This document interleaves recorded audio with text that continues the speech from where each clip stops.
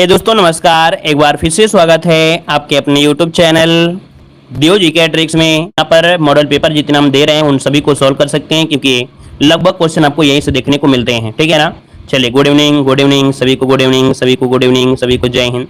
चलिए एक बार लाइक कर दीजिएगा, जितने लोग भी यहाँ पर जुड़ गए हैं एक बार लाइक कर दीजिए, और पहली बार जुड़े हैं तो आप लोग चैनल को जरूर सब्सक्राइब करिएगा, ठीक है ना। क्योंकि अपने चैनल पर हर एक प्रकाशन सॉल्व करा देते हैं, वो कोई भी प्रकाशन हो, हर एक प्रकाशन हम आपको सॉल्व करा देते हैं। ठीक है। चलिए, गुड इवनिंग सभी को, गुड इवनिंग। एक बार लाइक कर दीजिएगा दोस्तों, जितने लोग जुड़ गए हैं सभी लोग यहाँ पर लाइक कर दीजिएगा, जितने लोग जुड़ गए हैं, और स्टार्ट करते हैं। चलिए, पहला क्वेश्चन दिया गया है, कह रहा है निम्नलिखित में से किसको चारकोलिथिक युग भी कहा जाता है। 1 का ऑप्शन देना है। राइट आंसर में से क्या हो जाएगा बताइएगा। चारकोलिथ युग जो कहा जाता है किसे कहते हैं। तो याद रखिए, आपके ताम्रपाषाण युग को यहाँ पर कहा जाता है चारकोलिथिक युग, जो कि ऑप्शन क्या है यहाँ पर सी नंबर आपका राइट हो जाएगा। यहाँ पर आगे बढ़ते क्वेश्चन दिया है, हर्षचरित नामक पुस्तक किसने लिखी है। हर्षचरित नामक जो पुस्तक लिखी है दोस्तों, यहाँ पर जवाब देना है आपका राइट आंसर क्या हो जाएगा। तो देखिए, हर्षचरित जो लिखा है वो बाणभट्ट ने, है ना। ऑप्शन क्या हो जाएगा यहाँ पर बाणभट्ट, जो कि ऑप्शन अभी नंबर राइट हो जाएगा। और इसमें क्या लिखा गया है, तो इसमें आपके हर्षवर्धन के बारे में, या कह सकते हैं वर्धन वंश के बारे में लिखा गया है। अगला क्वेश्चन दिया है, पानीपत के तीसरे युद्ध में किसने मराठों को हराया था। तो पानीपत का जो तीसरा युद्ध है इसमें हराया था मराठों किसने। यहाँ पर देखिए, अफगानों ने। किसने? अफगानों ने हराया था। याद रखिए, अहमद शाह अब्दाली जो अफगान था, अहमद शाह अब्दाली था, वो क्या था, अफगानी तो था, उसने हराया था। तो ऑप्शन क्या बनेगा यहाँ पर, आंसर आपका बन जाएगा ए नंबर। आगे बढ़िए, क्वेश्चन आपसे दिया गया है कि 1857 की क्रांति सर्वप्रथम कहाँ से प्रारंभ हुई थी। 1857 की क्रांति सर्वप्रथम कहाँ से प्रारंभ हुई, यहाँ पर जवाब दीजिएगा 4 नंबर में। तो ऑप्शन क्या हो जाएगा आपके मेरठ से स्टार्ट हुई थी। कहाँ से? मेरठ से। कब तारीख से? तो आपके 10 मई से। कब से? 10 मई से स्टार्टिंग हुई थी। अगला क्वेश्चन है कि स्तंभधारी बंदोबस्त किसने लागू किया था। स्तंभधारी बंदोबस्त जो लागू किया वो किसने लागू किया। यहाँ पर इसे हम लोग भू राजस्व व्यवस्था भी कहते हैं। याद रखिएगा कि इसे हम लोग भू राजस्व की स्थायी जो बंदोबस्त है उसे ही कहा जाता है। इसे स्तंभधारी भी कहते हैं, जागीरदारी भी कहते हैं, मालगुजारी भी कहते हैं, बिस्वेदारी भी कहते हैं। क्या? बिस्वेदारी भी कहते हैं। तो ये कई नामों से आपका जाना जाता है। तो 5 का ऑप्शन से हो जाएगा आपके लॉर्ड कॉर्नवालिस, जिसका ऑप्शन है यहाँ पर आपका सी नंबर लॉर्ड कॉर्नवालिस, इसका आंसर राइट हो जाता है। ये आपके बंगाल, बिहार, उड़ीसा और उत्तर प्रदेश के वाराणसी तक क्षेत्र में आपके लागू की गई थी। अगला है कि निम्नलिखित महापुराणों में से कौन भारतीय जागृति का जनक कहलाता है। निम्नलिखित पुराणों में कौन भारतीय जागृति का जनक कहलाता है 6 नंबर में। तो देखिए, आपके राजा राम मोहन राय जो ऑप्शन है आपका बी नंबर। अब राजा राम मोहन राय के इतने नाम है, जैसे कि यहाँ पर भारतीय पुनर्जागरण का पिता कहा जाता है ना। भारतीय राष्ट्रवाद का पैगंबर कहा जाता है। अतीत और भविष्य के मध्य सेतु कहा जाता है। भारतीय राष्ट्रवाद का जनक कहा जाता है। आधुनिक भारत का पिता कहा जाता है। प्रथम आधुनिक पुरुष भी कहा जाता है। युगदूत भी कहा जाता है। बहुत नाम इनके दिए गए हैं। ऑप्शन क्या हो जाएगा आपका बी नंबर। आगे बताइएगा कि महात्मा गांधी ने 1930 में सविनय अवज्ञा आंदोलन कहां से आरंभ किया था। ये जो आरंभ किया था, देखिए आपके दांडी से, जो कि ऑप्शन क्या है यहाँ पर आपका बी हो जाएगा, दांडी से। अगला है कि 1904 में क्रांतिकारी संगठन अभिनव भारत संगठित किया गया था। तो ये जो अभिनव भारत आपका है ना, वी.डी. सावरकर के द्वारा महाराष्ट्र नासिक में संगठित किया गया था। तो ऑप्शन क्या हो जाएगा आपका डी नंबर, महाराष्ट्र हो जाएगा। अगला है, निम्नलिखित में से किस एक ने सुभाष चंद्र बोस को देश नायक कहा था। किस एक ने सुभाष चंद्र बोस को देश का नायक कहा। यहाँ पर 9 का ऑप्शन क्या बनेगा। तो 9 का ऑप्शन यहाँ पर याद रखिए सी नंबर रविन्द्रनाथ टैगोर ने यहाँ पर कहा था, जो कि ऑप्शन बनेगा क्या यहाँ पर सी नंबर आपका राइट हो जाएगा। क्लियर है ना। यहाँ पर महात्मा गांधी ने भी कहा था, देशभक्तों का देशभक्त कहा था। याद रखिए, देशभक्तों का देशभक्त किसे कहते हैं, तो आपके याद रखिए सुभाष चंद्र बोस को ही कहा गया था। यहाँ पर आगे बढ़ते हैं, क्वेश्चन दिया है, निम्नलिखित में से किस एक्ट के द्वारा भारत के गवर्नर जनरल को अध्यादेश जारी करने की शक्ति प्रदान की गई है। चलिए दोस्तों, वीडियो पसंद आए तो वीडियो को लाइक जरूर करिएगा, शेयर सपोर्ट जरूर करते रहेगा, है ना। चलिए बताइएगा कि निम्नलिखित में से किस एक्ट के द्वारा भारत के गवर्नर जनरल को अध्यादेश जारी करने की शक्ति है। तो अध्यादेश यहाँ पर किसके बारे में दिया है, गवर्नर जनरल के बारे में दिया है। तो 10 का ऑप्शन जो आपका क्या है, यहाँ पर जो इंडियन काउंसिल एक्ट आपका आया था 1861, इसका जो ऑप्शन है यहाँ पर आपका बन जाएगा बी नंबर राइट हो जाएगा। और ये जो अध्यादेश आपका है 6 महीने तक आपके लागू रह सकते हैं। ठीक है ना। आगे बढ़िए, क्वेश्चन दिया है कि विश्व का सबसे ऊंचा पर्वत शिखर कहाँ पर है। विश्व का सबसे ऊंचा पर्वत शिखर पूछा गया, ऊंचा। तो भैया आप ही बताइए कहाँ पर मिलेगा, भारत में है या नेपाल में। क्या जवाब बनेगा। चलिए, भारत बताएंगे या नेपाल बताएंगे, क्या बताने वाले हैं। चलिए, 11 नंबर में कह रहे हैं तिब्बत हो जाएगा। अच्छा भैया ये बताइए, यहाँ पर पर्वत शिखर पूछा है ना, तो क्या जवाब देंगे। यहाँ पर नेपाल बताएंगे ना, नेपाल में है। कि आप तिब्बत में बताएंगे, वो नेपाल में जो आपका तिब्बत में वो पठार है, तिब्बत में जो आपका है वो पठार है। यहाँ पर पर्वत शिखर आपके नेपाल में है। ठीक है, भारत भी मत कहिएगा। अगला दिया गया है कि किस ग्रह के चारों ओर वलय पाए जाते हैं। बिल्कुल इजी दिया गया है। तो वलय पाए जाते हैं आपके किसमें, तो आपके शनि के चारों तरफ आपके वलय रहते हैं अर्थात चले रहते हैं। अच्छा ये बताइएगा कि शनि ग्रह के जो आपके वो हैं, शनि ग्रह के कह सकते हैं जो उपग्रह हैं वो कितने हैं। शनि ग्रह के जो उपग्रह हैं वो सबसे ज़्यादा हैं, तो कितने उपग्रह हैं इसका जवाब कमेंट बॉक्स में कमेंट कर दीजिएगा सभी लोग, ठीक है ना। अगला बताइएगा, तमिलनाडु में जाड़ों में वर्षा होती है क्यों। तमिलनाडु में जाड़ों में वर्षा होती है ऐसा क्यों। तो ऐसा होता है जो कि मानसून जो होता है उत्तर पूर्वी मानसून की वजह से, उत्तर पूर्वी मानसून की वजह से होता है। जैसे कि यहाँ पर देखो एक मानसून तो यहाँ से होता है और उत्तर जो आपका दिया ये है, और इसके बाद पूरब कौन सा, उत्तर आपका जो है कौन सा ये वाला है, पूरब ये है, तो एक मानसून आपका ऐसे आता है, अर्थात मतलब ये कह सकते हैं कि उत्तर पूर्वी मानसून से आपका होता है। अगला बताइएगा, कह रहा आपसे यहाँ पर नर्मदा की ओर बहने वाली नदी कौन सी। नर्मदा कहाँ की ओर बहती है, नर्मदा जो बहती है वो कहाँ की ओर बहती है। तो 14 का ऑप्शन क्या बनेगा, ये पश्चिम की ओर बहती है, नर्मदा पश्चिम की ओर बहती है ना, अमरकंटक से निकलती है, जबलपुर में धुआंधार प्रपात बनाती है, एस्चुरी बनाती है। तो ऑप्शन हो जाएगा आपका सी नंबर। अगला है कि भारत वन रिपोर्ट 2021 के अनुसार देश में कुल जो आपका वन आवरण है वो कितना है। वन आवरण पूछा गया है दोस्तों, आपसे वन आवरण पूछा गया है, ना कि यहाँ पर वृक्षावरण और कुल टोटल नहीं पूछा गया है। तो यहाँ पर 15 का ऑप्शन क्या बनेगा, यहाँ पर 21.71% हो जाएगा, 21.71 जो ऑप्शन है यहाँ पर ये हो जाएगा। अगला है भारतीय आर्थिक समीक्षा प्रकाशित करता है, जो भारतीय आर्थिक समीक्षा है इसकी रिपोर्ट जो करेगा वो कौन करता है, जो आपका वित्त मंत्रालय होता है। कौन, वित्त मंत्रालय के द्वारा इकोनॉमिक जो सर्वे होता है वो वित्त मंत्रालय के द्वारा ही प्रकाशित की जाती है। ऑप्शन में आपका भी नंबर। अगला वित्तीय वर्ष 2020-21 के अनुसार भारत का सबसे बड़ा मक्का उत्पादन राज्य जो आपका है कौन सा है, ये बताइए। मक्का उत्पादन में दिया गया है तो ऑप्शन क्या बन जाएगा। चलिए यहाँ पर जो आपका आंसर है 17 नंबर में ऑप्शन भी हो जाएगा आपका कर्नाटक है। क्या है, यहाँ पर कर्नाटक है। दूसरे नंबर में देखा जाए तो आपका मध्य प्रदेश और तीसरे नंबर में महाराष्ट्र है। आगे बढ़ते क्वेश्चन दिया गया है जीएसटी जो आपका है कैसा कर है, तो जीएसटी कर कैसा एक अप्रत्यक्ष कर अर्थात इनडायरेक्ट कर है। तो ऑप्शन क्या हो जाएगा, बी नंबर आपका राइट हो जाएगा। अगला नीति आयोग के अध्यक्ष निम्नलिखित में से कौन है।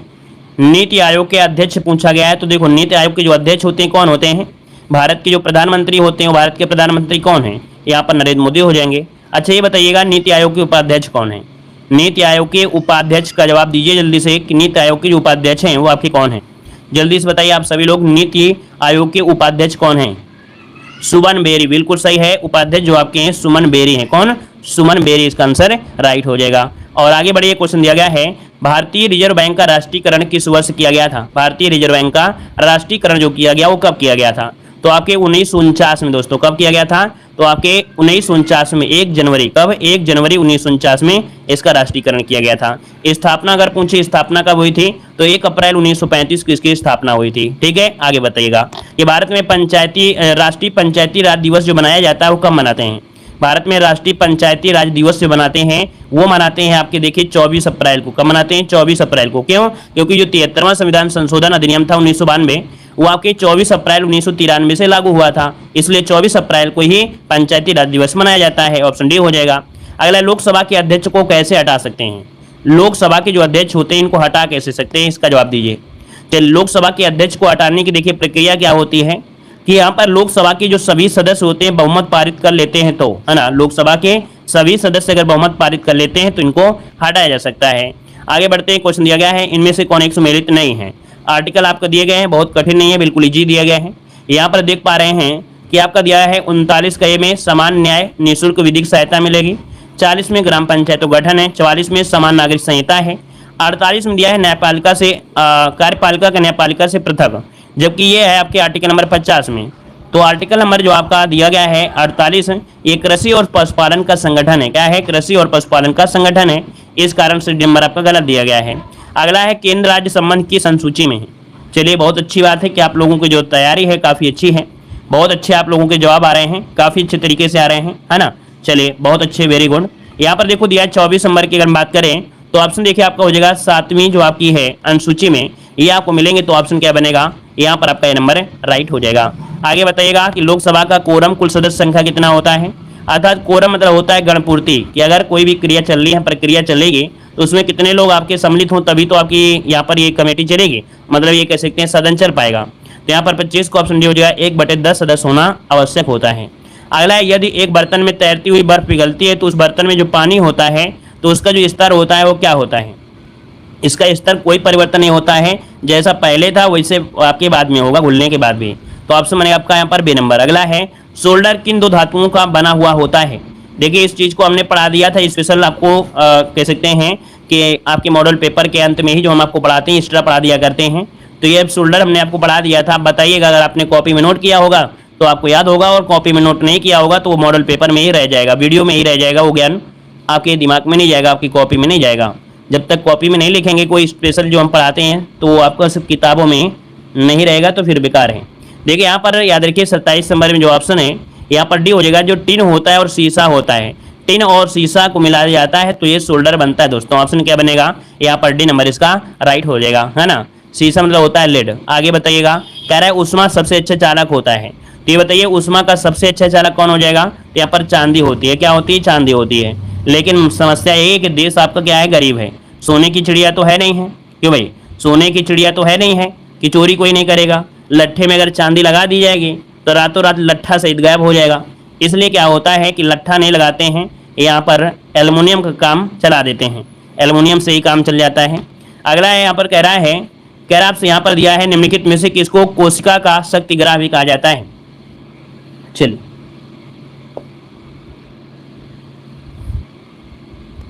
बिल्कुल सही है। पहले तो सोने की चिड़िया थी, अंग्रेजों ने लूट लिया। चलिए निम्नलिखित में से किसको कोशिका का शक्तिग्रह कहते हैं, कोशिका का पावर हाउस कहते हैं। तो ये होता है आपका, देखिए यहाँ पर 29 नंबर में ऑप्शन क्या हो जाएगा। चलिए ये देखिए जो आंसर है, आपका आंसर क्या हो जाएगा। अब ये क्वेश्चन आप लोगों से गलत हो सकता है, अगर तुक्का मारेंगे तो हो सकता है सही हो जाएगा, लेकिन तुक्का नहीं मारेंगे तो आप गलती कर देंगे। ऐसे क्वेश्चन में तुक्का मारना है कि लवक हो नहीं सकते हैं, गालजी का आपने पढ़ा है, कोशिका भी हो नहीं सकती है। यहाँ पर सूत्र कणिका, सूत्र कणिका को ही हम लोग बोलते हैं क्या है, सूत्र कणिका को ही बोलते हैं माइट्रोकांडिया। दोस्तों याद रखिए कि सूत्र कणिका को ही यहाँ पर माइट्रोकांडिया कहा जाता है, उसी को ही हम लोग कोशिका का पावर हाउस या कोशिका का शक्तिग्रह कहते हैं। याद रखिएगा, नोट कर लीजिएगा। आगे बढ़ते हैं। स्कर्वी एक बीमारी है जो कि गंभीर और स्थायी कमी के कारण होता है। किसकी कमी से? तो यहाँ पर देखिए ऑप्शन से हो जाए आपका विटामिन सी की कमी से। तो विटामिन सी खाना चाहिए, क्योंकि विटामिन सी खाने से दांत भी सही होते हैं, दांत सुंदर रहते हैं, बालों में चमक रहती है ना। तो बिल्कुल सही ऑप्शन सी हो जाएगा। अगला बताइएगा, कह रहा है लिखित विलोम शब्द आपको यहाँ पर नहीं है, निम्नलिखित विलोम शब्दों में से एक युग्म आपका सही नहीं है। चलिए दोस्तों वीडियो को भी लाइक कर दीजिएगा। यहाँ पर जितने भी यहाँ पर जो लोग जुड़ गए हैं सभी लोग बार वीडियो को लाइक जरूर कर दीजिएगा, है ना। जितने लोग यहाँ पर जुड़ गए हैं एक बार लाइक का बटन देख लीजिए। अगर आप लोगों ने लाइक नहीं किया है तो लाइक का बटन भी आप लोग दबा दीजिएगा ताकि मोटिवेट रहें, है ना। चलिए यहाँ पर जवाब दीजिए क्या हो जाएगा। कह रहा है युग्मों में से कौन शुद्धाकार नहीं है 36 नंबर में। तो आप क्या कहेंगे? आप कहेंगे सर देखिए आयात का निर्यात होता है, पाप का पुण्य होता है, बद्ध का मुक्त होता है, नूतन का सनातन दिया गया है। तो ऑप्शन क्या हो जाएगा? डी नंबर आपका हो जाएगा। देखो नूतन का होता है, पुरातन होता है। क्या होता है? पुरातन होता है, इस कारण से ये गलत दिया गया है। अगर जिसका कोई शत्रु पैदा ही ना हुआ उसे क्या कहते हैं? जिसका कोई शत्रु पैदा ही ना हुआ हो तो 37 का ऑप्शन क्या बनेगा? तो इसे कहा जाता है आजाद शत्रु, जो कि ऑप्शन आपका नंबर हो जाएगा। अगला क्वेश्चन आपसे यहाँ पर दिया गया है, कह रहा है निम्नलिखित में से कौन शब्द आपका सूर्य का पर्यायवाची नहीं है। तो सूर्य का पर्यायवाची नहीं है 38 नंबर में। तो ऑप्शन क्या हो जाएगा? यहाँ पर प्रभाकर है, दिनकर है, दिनेश है, लेकिन विभाकर होता नहीं है। तो विभाकर नहीं होता है तो ऑप्शन क्या बनेगा? बी नंबर आपका राइट हो जाएगा। क्लियर है दोस्तों? क्लियर है। चलिए यहाँ पर आगे बढ़िए। क्वेश्चन आपसे अगला पूछा गया है। अच्छा ये विभाकर होता है किसका है? चंद्रमा का होता है। किसका होता है? चंद्रमा का होता है। अगला पुल्लिंग शब्द आपको बताना है, पहिया कैसा है। पहिया कैसा है और कैसा है तो ऑप्शन क्या बनेगा? ए नंबर आपका राइट हो जाएगा। आगे बढ़िए। क्वेश्चन दिया गया है कि निष्कपट का संधि क्या हो जाएगा। देखो हम आपको हमेशा पढ़ाते हैं, आधा सो हटाना है, विसर्ग लगाना है, आंसर आपको पा जाना है। ए नंबर मिलेगा। क्वेश्चन देखो दिया है, बहुत ही अच्छा क्वेश्चन है करंट अफेयर का, कि जल्लीकट्टू 2023 जिसे मट्टू पोंगल भी कहते हैं, ये कहाँ शुरू हुआ है? जल्लीकट्टू 2023 जिसे मट्टू पोंगल भी कहते हैं, ये कहां शुरू हुआ है? दोस्तों आपका आंसर क्या हो जाएगा? 41 में ऑप्शन डी हो जाएगा। आपके दोस्तों याद रखिए तमिलनाडु, ऑप्शन डी नंबर है राइट हो जाएगा। आगे बढ़ते हैं। क्वेश्चन आपसे दिया गया है कि फिल्म ट्रिपल आर को किस श्रेणी में क्रिएटिव चॉइस अवार्ड 2023 से सम्मानित किया गया है? ट्रिपल आर को किस श्रेणी में क्रिटिक्स चॉइस अवार्ड 2023 से सम्मानित किया गया है? दोस्तों यहाँ पर 42 नंबर का ऑप्शन डी हो जाएगा। याद रखिएगा ए और बी अर्थात बेस्ट फॉरेन लैंग्वेज और बेस्ट सॉन्ग के लिए किया गया है। तो ऑप्शन बनेगा ए और बी दोनों, मतलब डी नंबर। अगला क्वेश्चन दिया गया है कि विश्व आर्थिक मंच द्वारा किस भारतीय शहर में चौथी औद्योगिक क्रांति का 18वां वैश्विक केंद्र स्थापित करने का समझौता किया है? 43 को ऑप्शन देना है। 43 को ऑप्शन क्या हो जाएगा? तो दोस्तों याद रखिएगा हैदराबाद जो कि तेलंगाना को है। यहाँ पर आंसर जो आपका बनेगा बी नंबर है, राइट हो जाएगा। क्या हो जाएगा? बी नंबर इसका आंसर है, राइट हो जाएगा। क्लियर है भाई? आगे बढ़ते हैं। क्वेश्चन आपसे दिया गया है, कह रहा आपसे सबसे कम उम्र में दोहरा शतक लगाने वाले विश्व के पहले क्रिकेटर आपके कौन बन गए हैं? बहुत ही अच्छा क्वेश्चन देखिए, लाजवाब दिया गया है। कह रहा है कि विश्व में सबसे कम उम्र में दोहरा शतक लगाने वाले विश्व के पहले क्रिकेटर कौन है? यहाँ पर 44 का ऑप्शन क्या बनेगा? तो दोस्तों इनका नाम है शुभमन गिल। ठीक है, शुभमन गिल है। तो दोस्तों यहाँ उन्होंने दोहरा शतक लगाया है ना, जो कि ऑप्शन बनेगा यहाँ पर आपका ये नंबर है, राइट हो जाएगा। क्लियर है भाई? आगे बढ़ते हैं। क्वेश्चन आपसे अगला पूछा गया है, कह रहा है FPB श्रृंखला का अंतिम पोत ICGS कमला देवी को कहां पर कमीशन किया गया है? यहां पर जो आपका आंसर है भाई, ऑप्शन क्या बनेगा? यहां पर जो आपका आंसर है राइट, इनमें से क्या हो जाएगा? तो राइट आंसर की बात करते हैं 45 नंबर में, तो ऑप्शन बनेगा बी नंबर है। याद रखिए कोलकाता में। कहां पर है? कोलकाता इसका जो आंसर है यहां पर है, राइट हो जाएगा। आगे बढ़ते हैं। क्वेश्चन आपसे अगला पूछा गया है, जो कि काफी अच्छा क्वेश्चन आपके सामने है, कि वर्ष 2023 में संघाई सहयोग संगठन के शिखर सम्मेलन की अध्यक्षता किसके द्वारा की जा रही है? यहाँ पर 46 नंबर का ऑप्शन बनेगा ए नंबर। याद रखिएगा भारत के द्वारा। किसके द्वारा? भारत के द्वारा, जो कि यहाँ पर आंसर आपका ए नंबर बन जाएगा। क्लियर है? आगे बताइए। क्वेश्चन आपसे दिया गया है कि प्रति वर्ष 3 ट्रिलियन अनलॉक करने की पहल the giving to amplify earth action किसके द्वारा शुरू किया गया है? यहाँ पर 47 नंबर का ऑप्शन सी बनेगा। याद रखिएगा WEF। क्या हो जाएगा? WEF द्वारा the giving to amplify earth action जो शुरू किया गया है, ऑप्शन सी बन जाएगा। अगला क्वेश्चन देखो, दिया गया है कि भारतीय सेना द्वारा किस देश के साथ पहला संयुक्त प्रशिक्षण अभ्यास साइक्लोन फर्स्ट राजस्थान में आयोजित किया गया है? देखिए 48 नंबर का जो ऑप्शन है इनमें से क्या हो जाएगा? इनमें से ऑप्शन बनेगा ए नंबर दोस्तों मिस्र। क्या बन जाएगा? ये भारत और मिस्र की सेनाओं के बीच एक अभ्यास हुआ है जिसका नाम है अभ्यास साइक्लोन। ठीक है, 14 जनवरी 2023 से ये राजस्थान के जैसलमेर में आपका चला था। तो यहाँ पर आंसर आपका बनेगा ए नंबर है, राइट हो जाएगा। आगे बढ़ते हैं। क्वेश्चन आपसे अगला पूछा गया है कि अमेरिकी नगर परिषद की सदस्य बनने वाली पहली अश्वेत समलैंगिक भारतीय मूल की महिला कौन है? चलिए, अमेरिकी नगर परिषद की सदस्य बनने वाली पहली अश्वेत समलैंगिक महिला मूल की भारतीय मूल की जो महिला है वो आपकी कौन बनेगा? जनानी। कौन है? इसका सी बनेगा जनानी रामचंद्रन। ऑप्शन सी बनेगा, यहाँ पर सी हो जाएगा जनानी रामचंद्रन, बिल्कुल सही आंसर आपका है। ठीक है, अगला क्वेश्चन देखो आपसे दिया गया है, कह रहा आपसे कि चर्चा में रही India the Modi question documentary किसके द्वारा जारी की गई है? यहाँ पर देखिए 50 नंबर आपसे कह रहा है और 50 का ऑप्शन क्या हो जाएगा? तो यहाँ पर ऑप्शन बनेगा बी नंबर है, BBC। क्या हो जाएगा? BBC इसका ऑप्शन आपका राइट हो जाएगा। और अगला क्वेश्चन देखो दिया गया है और क्वेश्चन अच्छा है, कह रहा है कि 17वीं ASER 2022 रिपोर्ट का उद्देश्य क्या है? दोस्तों यहाँ पर 51 नंबर का जो ऑप्शन दिया गया है उसका राइट आंसर हो जाएगा ए नंबर है, कि जो शिक्षा है, शिक्षा की गुणवत्ता बढ़ाना। ऑप्शन आपका ए नंबर है, राइट हो जाएगा। शिक्षा की गुणवत्ता बढ़ाना, ऑप्शन ए नंबर है, राइट हो जाएगा। ठीक है ना? और आगे बढ़ते हैं। क्वेश्चन आपसे अगला पूछा गया है, यूनेस्को द्वारा अंतर्राष्ट्रीय शिक्षा दिवस 2023 किस देश की बालिकाओं और महिलाओं को समर्पित करने की घोषणा की गई है? यहाँ पर देखिए 52 नंबर का जो ऑप्शन है वो आपका ए हो जाएगा, अफगानिस्तान। क्या हो जाएगा? अफगानिस्तान। याद रखिए यूनेस्को द्वारा अंतर्राष्ट्रीय शिक्षा दिवस 2023 ये अफगानिस्तान की बालिकाओं और महिलाओं को समर्पित करने की घोषणा की गई है। ऑप्शन बनेगा आपका ए नंबर है, राइट हो जाएगा। नेक्स्ट क्वेश्चन देखो दिया गया है कि भारतीय डाक विभाग द्वारा समुद्र मार्ग से पार्सल और डाक पहुंचाने की तरंग मेल सेवा कहां शुरू की गई है? तो दोस्तों ये सेवा है आपकी तरंग मेल सेवा है और ये समुद्र मार्ग से पार्सल और डाक पहुंचाने की है। ये शुरू की गई है आपके ऑप्शन सी गुजरात हो जाएगा। सी नंबर है आपका गुजरात इसका आंसर है, राइट हो जाएगा। याद रखिएगा। यहाँ पर अगला क्वेश्चन दिया गया है, कह रहा है भारतीय नौसेना में 5वीं कलवरी स्तर की किस पनडुब्बी को शामिल किया गया है? ये 5वीं कलवरी स्तर की किस पनडुब्बी को शामिल किया गया है? यहाँ पर आंसर जो आपका है बी हो जाएगा, वागीर। क्या हो जाएगा? वागीर इसका ऑप्शन बी बनेगा। नेक्स्ट क्वेश्चन दिया गया है कि भारत के पहले STEM इवोनेशन एंड लर्निंग सेंटर का उद्घाटन कहां किया गया है? यहाँ पर देखिए 55 का ऑप्शन जो बनेगा वो बी हो जाएगा आपके चेन्नई में। कहां पर है? ऑप्शन बी चेन्नई इसका आंसर राइट हो जाएगा। नेक्स्ट क्वेश्चन को लाते हैं। क्वेश्चन दिया गया है संस्थागत श्रेणी के तहत किसे सुभाष चंद्र बोस आपदा प्रबंधन पुरस्कार 2023 से पुरस्कृत किया गया है?